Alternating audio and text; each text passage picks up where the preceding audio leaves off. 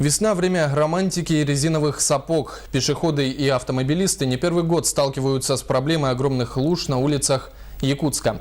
Тем не менее, работа ведется. С подробностями наш корреспондент Виталий Абрамов. С приходом весны Якутск в очередной раз стал напоминать итальянскую Венецию. Не проехать, не пройти. Буквально повсюду огромные лужи. Дискомфорт по этому поводу испытывают все, будь то пешеход или же автолюбитель. Не видно ямы, кочки, машина ломается. Так вот. Людям, пешеходам тоже проходить вот по лужам таким не пройдешь. Вот. В эти дни все коммунальные службы работают в усиленном режиме. На улицах города работает порядка 70 единиц техники. Рабочие занимаются чисткой и пропаркой водосточных лотков. Сергей уже второй день работает на улице Рыдзинского. По его словам, они работают без перерывов и выходных, и даже обедают на месте. Ну, в общем, залито льдом, пробиваем переходы, заезды, трубы. Вот это все мы пробиваем.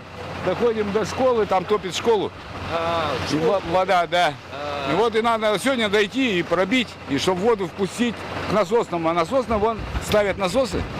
Вот и они будут запускать, и это в горканал уходит. Вся вода из ближлежащего района собирается в спецемкостях и после направляется в отстойный водоем. Здесь у нас стоят насосы, два мощных насоса.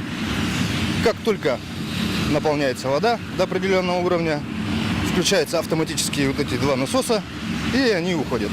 Таким образом, работы в центральной части города практически завершены. Но дорожники сетуют на перепады температур, так как каждую ночь лотки подмерзают вновь и приходится размораживать сначала. Вот так вот под Дзержинского уже сколько дней, 3 дня, да, одно и то же мы промываем, пропариваем, пропускаем воду. Также проспект Ленина, вот Кулаковского мост, например, мы уже 6 раз пропарили. Вода собирается. Ну, потому что, я говорю, днем у нас плюсовая температура, а ночью минусовая. Планируется, что работы продолжатся до мая месяца, но рабочие говорят, что благодаря новой технике, полученной в прошлом году, работать стало проще и быстрее. Так что будем надеяться, что весенний потоп на улицах Якутска скоро закончится. Виталий Абрамов, Дмитрий Сергучев и Гаврил Дьячков. Новости столицы.